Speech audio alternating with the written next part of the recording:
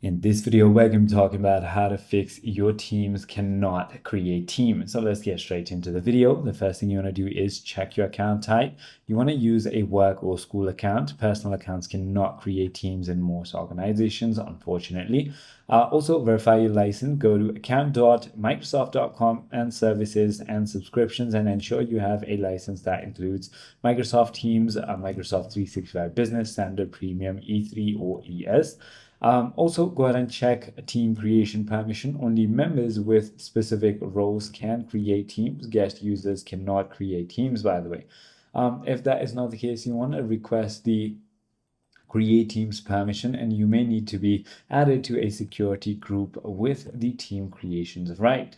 Also, go to the Teams admin center, which is going to be admin.teams.microsoft.com, and simply go ahead and go to team setting, and users can create teams should be on.